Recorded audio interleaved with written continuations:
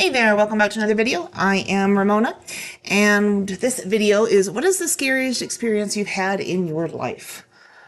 Because these are fun videos to listen to and watch and read and stuff. Anyway, ready? Here we go. First story. I ordered a really cool stereo by mail. My older brother said he'd assemble it when it arrived, and he was living in his own place at this time. I told him I wanted to hear on the stereo, all I wanted to hear on the stereo was Heartbreaker by Led Zeppelin. Come home one day from work, and I heard this song wailing through the streets from 2 blocks away, and I knew my stereo had arrived. Years later, after my brother passed away, I decided to unbox and use his very expensive stereo system. Realized I couldn't put it together, so I hired a guy to do it for $50. While I was putting it together, I was telling him about my Heartbreaker old stereo story. He finally said okay, when I put in the last wire, that it should work. All I can guess, as you can guess, the song that came blasting out of that awesome Bose speaker was Heartbreaker. That guy freaked out and flew out of my house. Flew. Didn't take his money, didn't say goodbye, just gone. I still miss my brother some 30 years later. But I have other stories, but that one is my favorite. It's a pretty good story. That's pretty interesting, yeah. Next one. Posted before, but it's still unexplainable to me. I've had a few brushes with the paranormal throughout my life, but this is one that made me the most frightened. I was sitting up in bed, watching YouTube before my brain switched off to sleep, when I heard 3 very definite knocks on the wall behind me. Knowing everyone in my household was in bed, I would have heard them getting up, as my house is relatively small and quite creaky. I froze in fear for what felt like 5 minutes or so, listening intently to all the other noises. All that followed was dead silence. I got up to check, and I wasn't being fooled by my family or even a burglar. I found everyone sound asleep, no signs of forced entry. The really odd thing about these knocks, though, is that they were twofold. The wall is solid stone concrete, at least 4 inches thick, so there's no chance of it being just creaky wood. And the wall is above the bottom from the stairs. You'd have to be 8 feet tall to stand there, and I heard and knock from where I heard it. I had heard about this phenomenon being quite a common occurrence in especially haunted houses, with some interpreting it as a mockery of the Holy Trinity or malicious spirits. But my house isn't particularly haunted.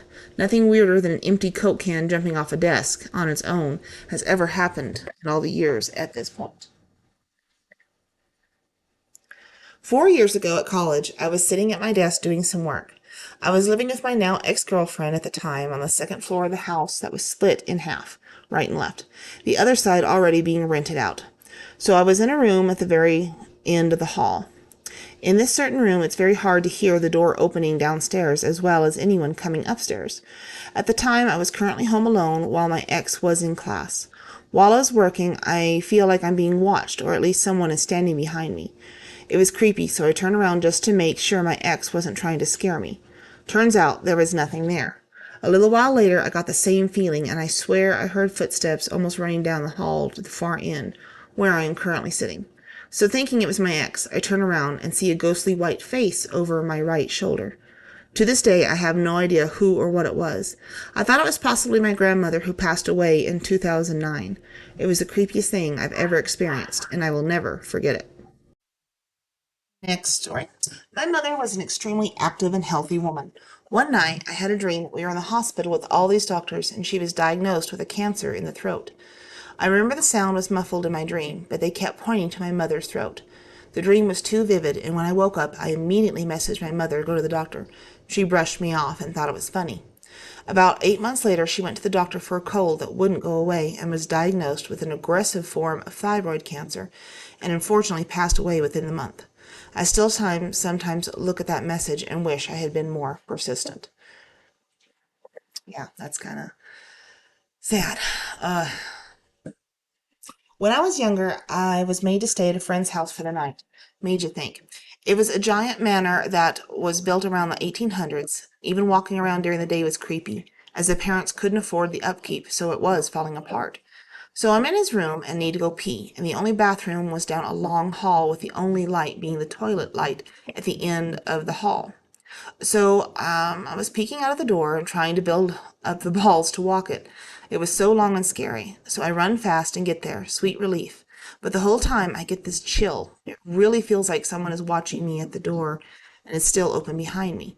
I finish up, and as I turn to walk or run back up, I will never forget fucking this image. I see that what I think is a head peering out from my friend's room, only the top half, and it's staring right at me. I see old wiry gray hair, and it's definitely an old man. I stand there for a second, and as soon as I blink, it's gone. Then I hear a loud creak as if whatever I saw was moving back into the room. I spent 3 hours in the bathroom, door closed, with the plan to leg it back to his room when it was bright. Most definitely my imagination, but Jesus, my heart was pounding. There was no other response I've ever felt mentally than when I saw that head. I told my friend about it, and he just states it was probably his late great grandfather. He'd seen him a few times in the room. Thanks, man. Next story. I live in an older house where the previous owner had died. My mom and I are big into paranormal stuff, and we think we each have a special ability to feel if something is around, which I kind of believe in if you're open to ghostly stuff. But I think I have this special energy. Now, on to several stories. My brother and I share a room. It is an expansion, but next to our room is a bathroom. One late night, 12 p.m. or 1 p.m., 1 a.m., I'm assuming, I heard a fast light up from the stairs and into the bathroom. I thought my brother had just run in there from his slumber, but I stood up behind my desk and he is still asleep. Okay. I walked to the door and then there's a knock, but no response. So naturally, I opened the door and no one is there. I was a little bit in shock, but I closed the door and went back to my desk. Another story, I was at my desk again, and I was just reading and watching videos, and I see something out of the glimpse of my eye. Kind of looked like my little sister trying to sneak up on me, which she commonly does. So I look up, and this figure stepped right back against the wall, and I saw this damn thing clearly, and I kept yelling my sister's name to come out. So I stood up, and I went to go catch her out, but then it turned out that I turned the corner, and nothing was there. I run downstairs, asked my little sister what she was doing, and she just stared at me and was completely honest about it. Also, common thing is 1. Certain lights turn off and on and the TV's off and on. We've already looked into the situation and found no electrical problem. My mom says it is her dad turning them off because he worked at the Ohio Edison, and he always said, I don't own Edison. I work there, turn off the damn lights. Long story short, my house is weird. So I have told this story before, but I'll tell it again. I was walking around the town of Gettysburg with my family one night, and we noticed a church was having a bluegrass concert open house. My dad is a bluegrass fan, so we decided to stop in. Anyway, we're sitting there when all of a sudden I get this terrible feeling. Ever get that I've got to get out of here feeling? Well, I got this suddenly, and like worse than I'd ever had it before. So we leave, and I'm almost running out of here. Turns out the church was one of the bigger hospitals during the battle. I am very skeptical when it comes to ghosts, but this was a very odd occurrence, and I've never had that same feeling again, even though I've had panic attacks.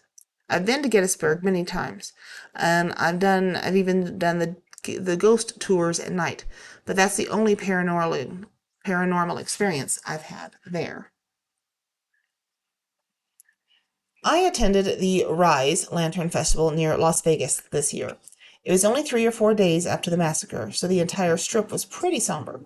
My girlfriend and I stayed at the Link Hotel, and I woke up in the middle of the night to see a grayish female figure with an outstretched arm slowly looming over my sleeping girlfriend. I blinked twice, and the figure disappeared. I have had sleep paralysis before, but this definitely was not one of those times.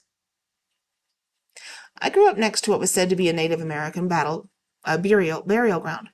There were writings all over the mountain that was nearby. One summer night I had my window open. I woke up in the middle of the night to pounding drums, laughter, and kids' voices. There were several empty acres behind my house, with only a few neighbors spread out.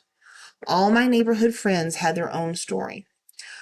Also, one night we were cruising around the neighborhood about 2 a.m. and drove by this guy dressed head to toe in Native American clothing. We lived on a desolate dirt road. Those I completely believe. Yeah. This is legitimately going to seem crazy, but I'm not making this up, I swear. Nobody believes me. Before I go to events, like I go to babysit or I go to a movie with friends, I expect something, right? Everyone does. You either expect to have a good time or you don't. Well, sometimes I expect that I'll either make it there or I won't. And I'm right. I'll expect something to happen. Like I was outside with my marching band this past summer and sparrows were flying around the field really close to the ground, and I thought, wow, wouldn't it be bad if someone ran into a bird while doing a rep? The next week I was walking into the school with my marching band was staying at, and a bird hit me in the shoulder. It was crazy, really. Last year, for the last day of the summer before school started, my mom and I were going to a museum nearby that I'd always wanted to go to. But it just didn't seem real that we were going to go to this museum. And we didn't make it to that museum that day because we got in a car accident. Everyone was okay. This year, I wanted to go to an amusement park with my friends, and we made plans to go and everything, and I felt like the whole day was going to be disappointing. It was. It rained, so all the rides were shut down. We ended up going to a crappy movie instead. I don't believe that I'm psychic or anything like that, but I do feel that something is warning me about these things, and I'm very bad at listening. But you do listen. That's the point. When I was like 3 or 4, my grandmother passed away, and soon after, all of my extended family flew to town to go to the funeral. A week after the funeral, some relatives that were still in town, including my uncle and his family. My grandmother wanted us to sell the house after she passed, so my family did exactly that. It was hectic because we were trying to pack everything up. Meanwhile, everyone still had to go to work or school. On one of the days that we had to pack up the house, my parents both had work, and my older cousins had school, and my aunts and uncles had jobs and other stuff. However, my uncle, Grandma's oldest son, was available to watch me for a couple of hours, so he did. According to him, I asked him to go to the bathroom while he was watching TV. The closest bathroom was in my grandparents' old room, so I went there. When I came back, I asked my uncle who the nice lady was on the bed. He kind of played along with it and said he might have thought it was an imaginary friend or something. He asked me questions about her to entertain me. I described her as dark-haired, kind of white, and wearing a blue nightgown. When I said that, my uncle freaked out because my grandmother always wore a light blue nightgown to sleep in. After that, my uncle and I left the house and waited outside for my parents to come home. But if she wasn't malicious, then why bother? I mean, it seems like she just wanted to say goodbye or hi or something. Anyway, in the January of my fall, my mother died. She said to me, I'm going to leave this year. I'm going as the season ends. Unbeknownst to her, one of my favorite songs was Season's End. One night, I drove to visit a friend and left the sunroof slightly ajar. Upon opening the door a while later, I found a perfect red maple leaf in the middle of the driver's seat. I'm in Canada, by the way. I clutched the perfect leaf to my heart and turned on the car. The song Season's End came on. My mother died the next day. Season's End is a song about global warming produced in 1989 by the band Malarian. I've never heard that, but now maybe go listen to it and find out. When I was 3 or 4 years old, I remember waking up in the middle of the night for no apparent reason. Then I heard something that sounded like a man walking around downstairs in dress shoes or something like that. I stupidly got up and was about to leave my room. The footsteps had stopped. I looked down the stairs to find nothing but darkness and a very faint whispering sound. As I barely hold the shit between my cheeks, I walk into my parents' room and sleep there for the night. Never had any other experiences like this. Me and some friends went camping on a big Indian reservation for a music festival. I was not fucked up. Side note, I had lost my voice a few days before. Wasn't sick, just lost my voice. So I had a little shit whistle around my neck and no voice. 2 friends and I walked back to our campsite after some music. It was nighttime, but still very early in the evening. Friend 1 climbs into the tent. She had taken a Xanax or something and was knocked out quick. I grabbed some water with friend 2 from the cooler, maybe 15 feet away, and then we walked back to bother friend 1 at her tent. I'm a few feet in front of friend 2 when all of a sudden, out of thin air, 2 Native American girls, 10 or 14, sprint past us in the opposite side of the tent and stop at the tent door. I'm about 3 feet away from these girls. I see, plain as day, they are wearing authentic Native American clothing. For a split second, I thought they were just kids running around the festival in costume. Then one of the young girls starts vigorously scratching in at the tent, whispering to be let in. Let us in. We have to be let in. Open the door. So they continued to scratch at the tent. They seemed to glitch back and forth, up close and far away, with the blink of an eye, kind of like in The Ring. That's when I noticed their eyes. Their eyes are completely black. No white, no iris, black. I am now scared, and tears of fear are streaming down my face. Remember, I have no voice, so I couldn't scream, and that crap whistle wasn't blowing shit. Friend 2 is still standing on the opposite side of the tent, away from the girls, and can't directly see what I see. She takes notice of me freaking out and hurries to stand with me. It all clicks for her too. This is not right.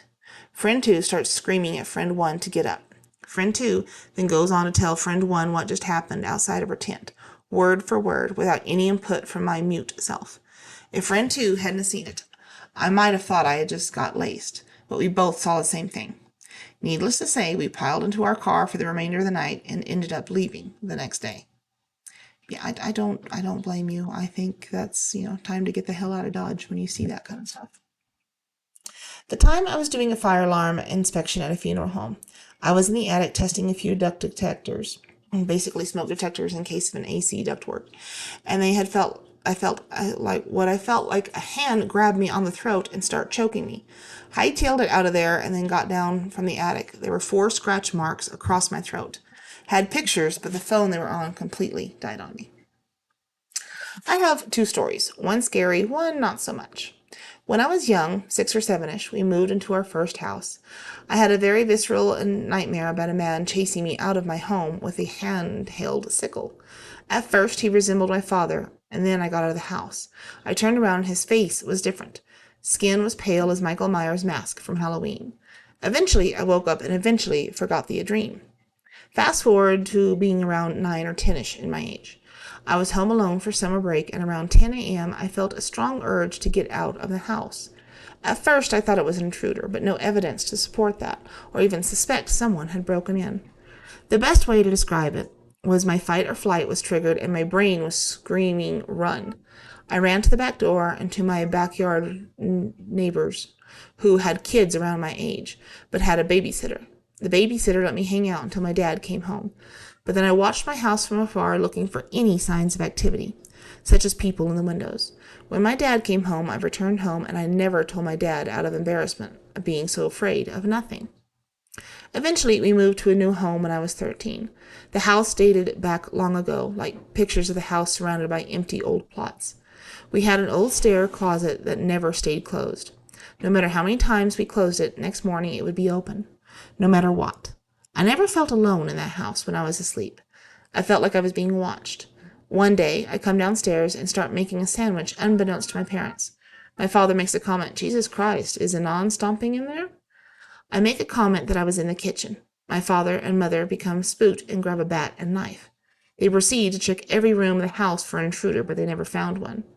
These problems remained chronic, so much so that we got used to it and dubbed the ghost Jim. Any time we hear a weird noise, we told Jim to knock it off or to tell Jim we weren't in the mood. Of course, the noises never stopped. It's more of a coping mechanism than anything else. Well, we're going to stop that video with that one right there because there's a lot of good other stories. They're probably going to do another video or two here in a little bit. But hope you enjoyed this. Hope you enjoyed listening. And please like, share, subscribe, comment, do all the things, do some of the things, do none of the things. That's okay too. I don't mind. But anyway, thank you, and we'll talk to you later. Bye.